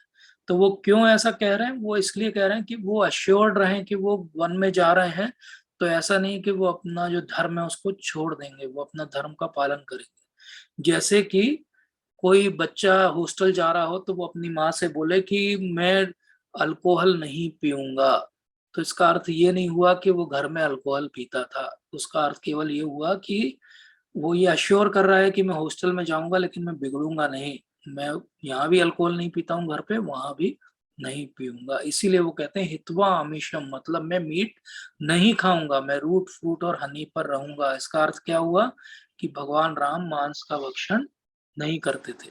प्रभुपाद से किसी ने पूछा कि क्या भगवान राम ने मांस का भक्षण किया था?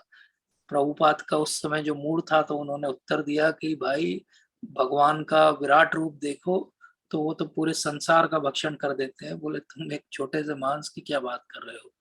तो भगवान को भगवान समझो, भगवान कुछ भी करते हैं उसको फॉलो नहीं कर सकते आप। तो अगर वो मांस खाते भी हैं तो उसका अर्थ ये नहीं कि हम मांस खाएंगे, हम उनको कॉपी नहीं कर सकते, हम उनके इंस्ट्रक्शंस को फॉलो कर सकते हैं। अनुसरण और अनुकरण में यही अंतर होता है। अब प्रश्न उठता है कि क्या बलि को मारना सही था कि गलत था। तो छुप के भगवान ने मारा, तो छुप के मारना क्या क्षत्रिय के रूप में धर्म का पालन किया उन्होंने? कोई कुछ उत्तर देना चाहेगा इसका?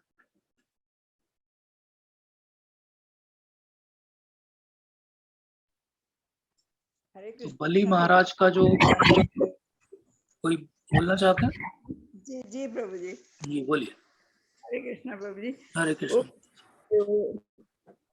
बाली का वध करना जरूरी था क्योंकि उसने सुग्रीव की उसके वाइफ का वो करा था, किडनैप कर लिया था, उसको रख लिया था अपने महल में। जी और ये चीज आपको उधर अगले जन्म में जब जैसे राजा राम ने बाली का वध छुप के करा था, जी तो जो प्रारब्ध था और उसका फल भोगना पड़ेगा, वो फल भगवान के साथ भी लागू हुआ था ना। हाँ, वो मैं आपको बताता हूँ।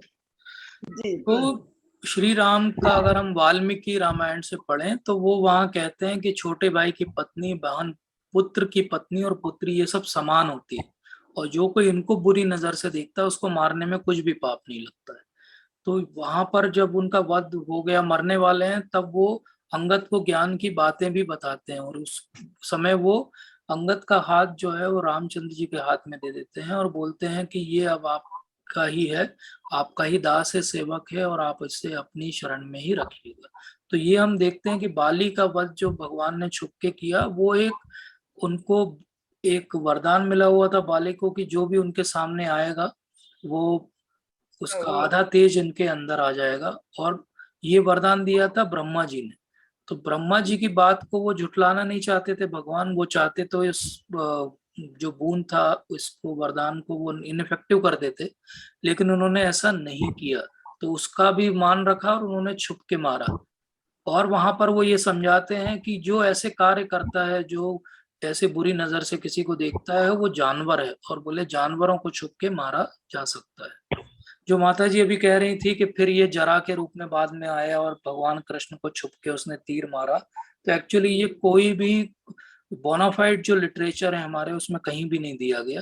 ये एक लोक कहानी है और इसको हमें नहीं समझना चाहिए कि ये बहुत इंपॉर्टेंट है, इसलिए क्योंकि भगवान के ऊपर कर्म के सिद्धांत लागू नहीं होते। तो इसलिए ये कहानी कहानी है, उसको कहानी जैसे समझना चाहिए, लेकिन वो सत्य नहीं है। लेकिन बाली का वध भगवान ने छुप के किया, उसको कैसे जस्टिफाई किया कि जानवरों जैसा काम किया, इसको छुप के मारा जा सकता है। तो इस प्रकार से हम देखते हैं कि शूर्पणखा को भगवान ने जो है वो इल ट्रीट किया।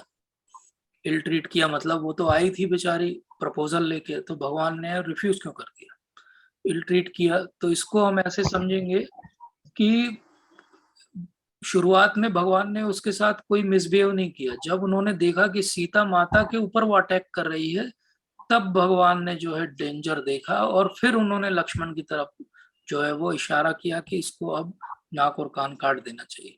तो इस प्रकार से हम देखते हैं कि भगवान राम ने शूर्पणखा के प्रपोजल को क्यों मना किया, क्योंकि वो एक पत्नी व्रतधारी थे, दूसरा उसका इंटेंशन ठीक नहीं था, और तीसरा वो अटैक करके सीता माता को हानि पहुंचाना चाहती थी।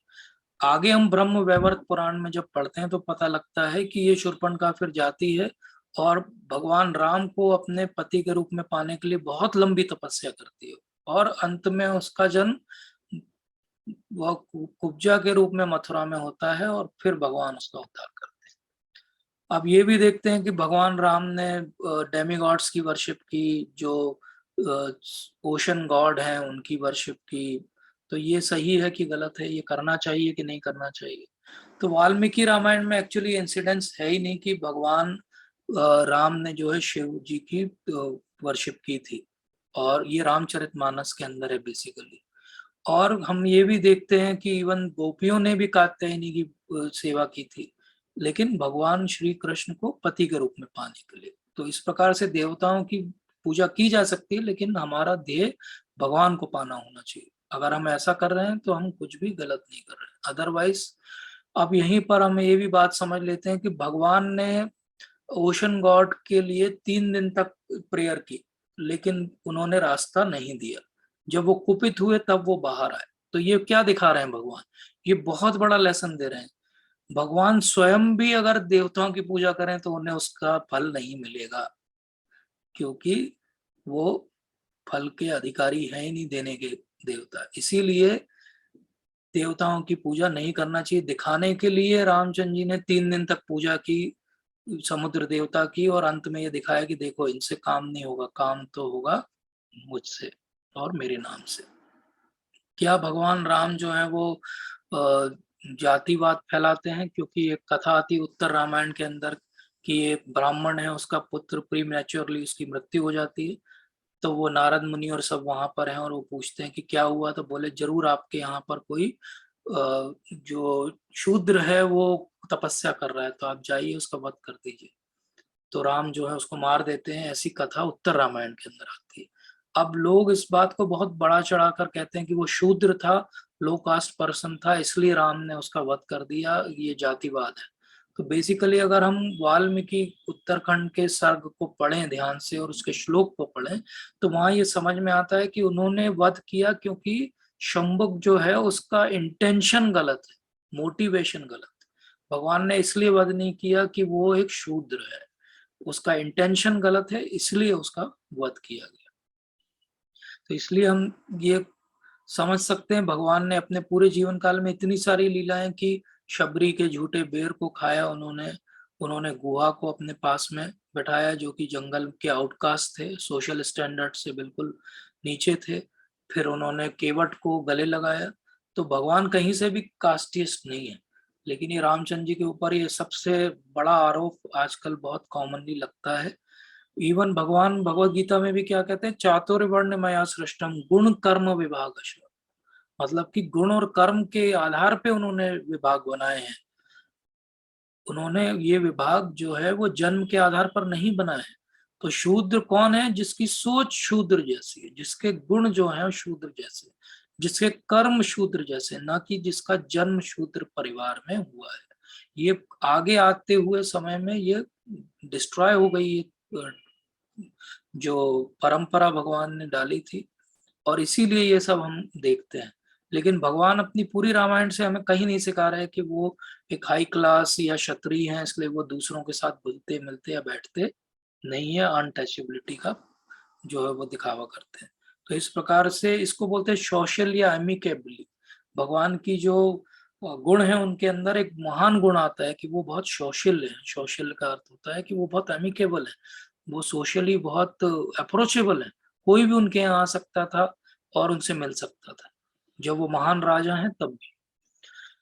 अब सबसे महान भगवान राम है, मर्यादा पुरुषोत्तम है, लेकिन उनके ऊपर भी एक आक्षेप ऐसा लगता है जिसका उत्तर भक्त लोग भी कंफ्यूज हो जाते हैं ढूंढते ढूंढते, कि सीता माता को जब वो प्रेग्नेंट थी तो राम ने क्यों त्याग दिया? कोई कुछ बताना चाहेगा इसके बारे में? तो जी वाल्मीकि, हरे कृष्ण, वाल्मीकि रामायण का तो पार्ट नहीं है ये, जी उत्तर रामायण का पार्ट है। तो वो तो बाद में लिखी गई है, मतलब हाँ, मूल इस पे प्रति हम में तो कभी डिटेल में चर्चा कर सकते हैं। ये तो 1 घंटे का टॉपिक है कि उत्तर रामायण एक्चुअली वाल्मीकि रामायण का हिस्सा है कि नहीं है। बहुत सारे स्कॉलर्स हैं जो अलग अलग ओपिनियन रखते हैं और दोनों के पास बहुत सारे सॉलिड प्रूफ हैं। तो उत्तर रामायण हो सकता है एक्स्ट्रापोलेटेड हो, बाद में ऐड की गई हो, वी डोंट नो, बट अभी तो है और अब तो उसमें स्टोरी भी है। तो हम इसको कैसे समझें कि सीता माता का त्याग कर दिया भगवान? प्रभु जी, सीता माता का त्याग तो नहीं किया था वो, उस परिस्थिति के हिसाब से, क्योंकि उस समय सभी लोग सज्जन पुरुष हुआ करते थे। तो आज की सिचुएशन नहीं थी, उसको हम अभी के दृष्टिकोण से देखेंगे तो फिर वो गलत लगता है। लेकिन उस समय के हिसाब से वो अच्छा डिसीजन था कि राज्य में कुछ भी मतलब क्या बोलूं, कि राज्य में उनके कारण किसी का दिल न, या मतलब क्या बोल सकते हैं प्रभु जी, वो समझ नहीं पा रहा। मैं डिस्कस करता हूँ। Thank you so ji much. तो भगवान राम ने सीता माता को त्याग दिया एक धोबी के कहने पर। ये जो आक्षेप है भगवान पे सबसे गंभीर लगता है और हम सब लोग कंफ्यूज हो जाते हैं कि ये भगवान ने ऐसा क्यों कर दिया। इवन बिहार में एक लॉयर है, उन्होंने तो अभी केस लगा दिया था कि ये सीता माता को क्यों त्याग दिया जबकि उनकी अग्नि परीक्षा हो चुकी थी। बोले ये गलत है और बोले इस पे कोर्ट को संज्ञान लेना चाहिए। खैर कोर्ट ने वो खारिज कर दी उनकी जो रिट पिटिशन थी, बट पॉइंट इज की people are there who can't accept it. तो भगवान राम जो है वो हर तरह से मर्यादा पुरुषोत्तम है। तो जब मर्यादा पुरुषोत्तम की बात आती है तो हमने देखा था कि मॉरल एथिकल डिलेमास होते हैं जब भी आपके पास एक सिचुएशन ऐसी आ जाती है जब दोनों लगभग सही सिचुएशंस हो, तो उनमें आप क्या चूज करोगे, और तब आपको हाईएस्ट जो है ट्रुथ है उसको चूज करना पड़ता है। तो एक उनका कर्तव्य धर्म है अपने प्रजा के प्रति, और एक उनका कर्तव्य और धर्म है अपनी पत्नी के प्रति जो कि प्रेग्नेंट है। तो अब इस डिसीजन को कैसे वो लेते हैं और कैसे करते हैं, ये बहुत सीखने की बात है एक्चुअली। ये हम सबके लिए सीखने की बात है कि कैसे वो इतनी कॉम्प्लेक्स डिसीजन को लेते हैं, और ये भी सीखने की बात है कि राम और सीता के बीच में कितना आपस में सामंजस्य है। सीता माता भी कितनी महान है कि जब वो देखती हैं कि राम के ऊपर आक्षेप लग रहे हैं उनके कारण, और जब वो ये देखती हैं कि रामचंद्र जी अपनी जो राज्य धर्म है उसका पालन नहीं कर पा रहे, तो उन्हें ये हिंट मिल जाती है कि सबसे सही डिसीजन होगा कि वो अब बोलें कि वो यहाँ नहीं रहेंगे। एक्चुअली एक वर्जन है, अगर आप पढ़ो कभी तो उड़िया और बंगाली रामायण जो है उसके अंदर तो ये वर्जन है कि सीता माता जाके बोलती हैं कि मैं जा रही हूँ वाल्मीकि जी के आश्रम में और मैं वहीं पे रहूंगी ताकि ये सारी जो गॉसिप है ये बंद हो सके, और मुझे वहां पे रहना अच्छा भी लगता है क्योंकि वो मुझे पुत्री के रूप में मानते हैं और वो मुझे बुला भी रहे। तो ये भी डिस्क्रिप्शन एक जगह आता है, लेकिन नॉर्मल जो हम रामायण पढ़ते हैं उसमें ऐसा डिस्क्रिप्शन नहीं है। लेकिन एक्चुअली राम ने सीता को ऐसा अबेंडन नहीं कर दिया। अबेंडन तो तब बोलते हैं जब आप केयर नहीं करो, आप सड़क पे छोड़ दो, आप ध्यान नहीं दो। उन्होंने प्रॉपरली उनको आश्रम में भेजा और वहां पे पूरी उनकी केयर हो इसका ध्यान रखा, और वो भी ऐसे कहीं नहीं भेजा, वाल्मीकि जी के आश्रम में भेजा। तो इस प्रकार से हम देखते हैं कि सीता माता के मन में भी कोई ऐसा भाव नहीं है रामचंद्र जी के प्रति कि अरे इन्होंने मुझे त्याग दिया या छोड़ दिया। और अगर ऐसा भाव होता तो वो लव और कुश को कुछ और सिखाती, रामचंद्र जी के बारे में कुछ विरोधाभासी बातें बताती, या वो ये कहती कि इनको एक्सेप्ट नहीं करो। लेकिन क्या हुआ, बाद में लव कुश रामचंद्र जी के साथ में रहे बहुत लंबे समय तक, और अगले जो है वो हायर अप्रेंट भी बने। तो इसका अर्थ क्या हुआ, इसका अर्थ ये हुआ कि सीता माता के मन में भी कोई ऐसा भाव नहीं है कि रामचंद्र जी ने उनके साथ कुछ गलत किया। दोनों के बीच इतनी अंडरस्टैंडिंग है कि जहाँ पे दो धर्म टकराने वाले थे तो सीता माता और रामचंद्र जी ने डिसाइड किया कि यहाँ पे राज धर्म ज्यादा महत्वपूर्ण है, तो उसको उन्होंने इम्पोर्टेंस दिया। तो ऐसे आज भी होता है कि जो लीडर्स हैं, जो पब्लिक फिगर्स हैं, उनकी एक पर्सनल लाइफ होती है और एक पब्लिक लाइफ होती है। तो पर्सनल लाइफ हमेशा उनकी ब्रंट लेती है, इसमें कोई बड़ी बात नहीं। कोई बहुत बड़ा नेता है तो पूरे समय वो ट्रैवल ही करता रहता है, कोई आईएएस ऑफिसर है तो घर पे समय नहीं दे पाता, कोई बहुत फेमस डॉक्टर है तो वो पूरे समय मरीज ही देखता रहता है। तो पर्सनल लाइफ तो उनकी सफर करती है। तो कोई बहुत बड़ा राजा है तो उसका ज्यादा सफर करना पड़ता है। तो इस प्रकार से धर्म की जो रीति और नीति है उसको पालन करने की बहुत आवश्यकता है। तो रामचंद्र जी ने ऐसा नहीं किया कि छोड़ दिया, एक्चुअली उन्होंने प्रॉपरली अरेंज किया कि ये गॉसिप बंद हो जाए, क्योंकि उसमें जिसकी सबसे ज्यादा हानि हो रही है वो सीता माता स्वयं है, जो कि बिल्कुल कलुषित नहीं है। आप वाल्मीकि रामायण पढ़ें तो जब वहां पर वापस रावण के वध के बाद में सीता माता को लाया जाता है और उनकी अग्नि परीक्षा हो गई, तो उस समय वो कहते हैं रामचंद्र जी सबके सामने, और वहां पे सारे देवता भी खड़े हुए हैं कि अब मुझे पूरा विश्वास है कि सीता जो है वो अकलुषित है, और रामचंद्र जी कभी झूठ नहीं बोलते। तो ये एक्चुअली त्याग नहीं, ये तो आश्रम में वो वास कर रही है। और रामचंद्र जी की एंगल से अब हम देखें तो रामचंद्र जी ने कभी क्या फिर से विवाह कर लिया, क्या नहीं किया। वो तो एक पत्नी व्रत पे धारण किए हुए रहे, उसके बाद हजारों साल तक उन्होंने राज्य किया। वो बहुत सारे ऐसे यज्ञ भी करने पड़े जिसमें पत्नी होना आवश्यक है, तो उन्होंने उनकी मूर्ति को बना के उससे स्वर्ण विग्रह से उन्होंने जो यज्ञों को संपन्न किया। तो हम देखते हैं कि ये हर कोई एक दूसरे के लिए यहाँ सेक्रीफाइस कर रहा है। ये तो हम लोग हैं आज आधुनिक युग के सोच के हिसाब से उसको समझने का प्रयास कर रहे हैं और फिर कह रहे हैं कि ये राम ने गलत किया। लेकिन सीता माता तो कभी नहीं कह रही कि उन्होंने गलत किया।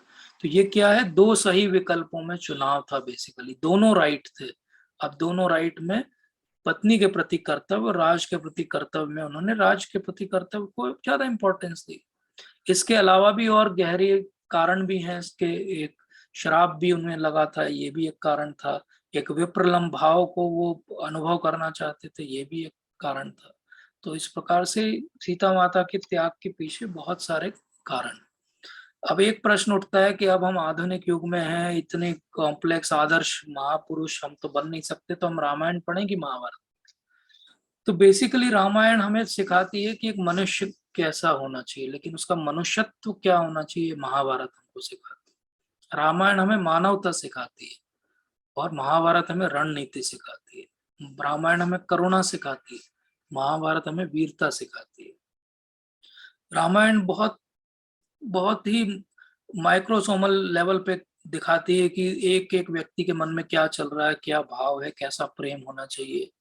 महाभारत हमें बड़ी स्केल पे दिखाती है कि न्याय क्या होता है। जब बड़े न्याय की बारी आती है तो बहुत सारों को बहुत कुछ अपना त्यागना पड़ता है। रामायण पढ़ना चाहिए क्योंकि हमें हृदय में उससे उल्लास मिलेगा। महाभारत पढ़ना चाहिए ताकि हमारी बुद्धि का विलास होगा। तो दोनों पढ़ना चाहिए, रामायण भी पढ़ना चाहिए और महाभारत भी। तो रामायण के कैरेक्टर को हमें हार्ट पे लेके समझना चाहिए और महाभारत को हमें ब्रेन से समझना चाहिए। तो रामायण या महाभारत नहीं है, रामायण और महाभारत दोनों। तो कृष्ण या राम नहीं है, कृष्ण और राम दोनों। कृष्ण और राम दोनों को हमको समझना पड़ेगा। तो एक की कथनी को समझना पड़ेगा और एक की करनी को करना पड़ेगा। अब ये मैं आप लोगों पे छोड़ देता हूँ कि किसकी कथनी को आप समझोगे और किसकी करनी को आप करोगे। अब लास्ट बात, जो लोग अभी तक रुके हैं उनके लिए बोनस कि एक्चुअल रियल सीक्रेट मैसेज क्या है रामायण का। ये जिसने समझ लिया उसने रामायण को समझ लिया। रियल मीनिंग जो रामायण का है वो मैंने एक मीनिंग पहले आपको बताया था, राम प्लस अयन, मतलब कि राम जी का जो यात्रा है उसका डिस्क्रिप्शन। एक्चुअली इसका मीनिंग रामानुजाचार्य बताते हैं ये रामायण है। रामायण का अर्थ हो गया रमा अर्थात सीता।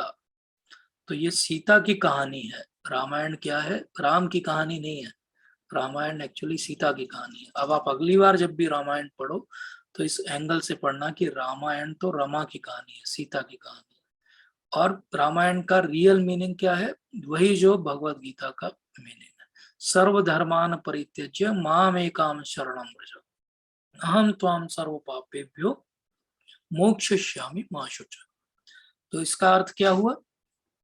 इसका अर्थ ये हुआ कि सभी धर्मों को परित्याग करके मेरी शरण में आओ और मैं तुम्हें सारे पापों से मुक्त कर दूंगा, मत डरो।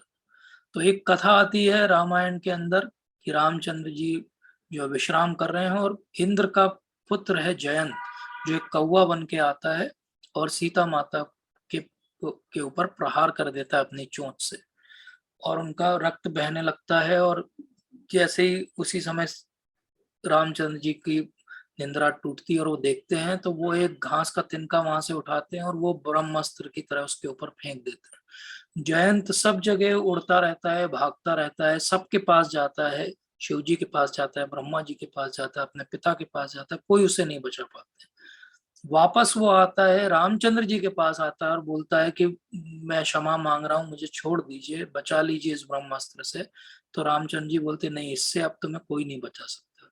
तब वो जाता है सीता माता के पास और सीता माता फिर करुणा में आकर उसे क्षमा कर देती है। जब वो क्षमा कर देती है तो ब्रह्मास्त्र अंतर्ध्यान हो जाता है और जयंत बच जाता है।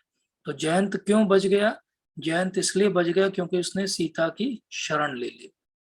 और वहीं हम देखते हैं रावण जो है, रावण का भगवान अंत में वध कर देते हैं। रावण का वध क्यों कर देते हैं? क्योंकि रावण कभी भी सीता माता की शरण में नहीं आता है। तो यही अर्थ है रामायण का। रामायण का जो लिटरल अंडरस्टैंडिंग है और जो लेसन है एक, वो यही है कि आप अगर सीता माता की शरण में आओगे तो आपको रामचंद्र जी से अभयदान मिल जाएगा। और आप अगर सीता माता की शरण में नहीं आओगे, उनके प्रति अपराध करोगे, तो आपको रामचंद्र जी भी क्षमा नहीं करेंगे। और एक जाते जाते एक पॉइंट की शूर्पणखा जो है वो मॉडर्न एडवर्टाइजिंग जैसा काम करती है। कैसे करती है? क्योंकि जब उसके नाक और कान कटते हैं तो वो जाके सीता माता का ऐसा डिस्क्रिप्शन देती है रावण को कि रावण तुरंत जो है उसको एंजॉय करने के लिए साधु का भेष भर के आ जाता है। इसी प्रकार से हमारी मॉडर्न एडवर्टाइजिंग एजेंसीज है, ये क्या करती हैं, कोई भी वस्तु का ऐसा पिक्चर हमारे सामने प्रेजेंट करती है कि हमको लगता है कि ये तो मेरे पास नहीं है तो मैं दुखी हो जाऊंगा, इसको तो मुझे ईएमआई और लोन लेके भी लेना ही पड़ेगा। तो ये शूर्पणखा से हमें बचना चाहिए, नहीं तो ये अंत में हमारा ही जो है हाल बेहाल होगा। तो ये याद रखें कि रामायण क्या है, बुक ऑफ रिस्पॉन्सिबिलिटी है। अगर हमारे अंदर रिस्पॉन्सिबिलिटी है और या हम हमारी रिस्पॉन्सिबिलिटीज को समझना चाहते हैं तो हमें रामायण जरूर पढ़ना चाहिए। और जहां भी रिस्पॉन्सिबिलिटीज आएंगी वहां पे अश्रु तो आएंगे ही, वहां पे त्याग तो करना ही पड़ेगा, वहां पे सब चीज की हैप्पी एंडिंग नहीं होगी। तो इसीलिए रामायण ये नहीं सिखाती कि कैसे हमें सुखी रहना है, रामायण ये सिखाती कि कैसे हमें संतुष्ट रहना है। तो काम काज से हमें कहाँ जाना है, राम काज पे जाना है। काम काज तो हम सब कर ही रहे हैं, राम का काज कब करेंगे इसको हमें सोचना चाहिए। तो अगर हमारे जीवन में कभी भी कोई एथिकल डिलेमा आए तो ये याद रखें कि रामायण हमें सिखाते हैं कि हायर धर्म जो है वो प्रेसिडेंस लेगा।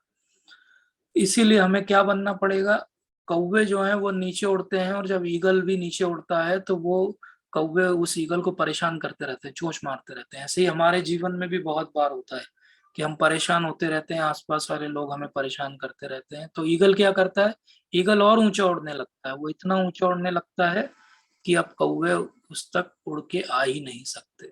तो इसी प्रकार से हमें भी ऐसा बनना पड़ेगा, तभी हम संतुष्ट हो पाएंगे। छोटे मोटे जो चीजें हैं उनसे ऊपर उठना पड़ेगा, तभी हम जीवन में ईगल की तरह ऊंचे उड़ पाएंगे और संतुष्ट हो पाएंगे। तो आप सभी का बहुत बहुत धन्यवाद। कोई त्रुटि सुधार हो, कोई शंका हो तो पूछ सकते हैं। Thank you so much.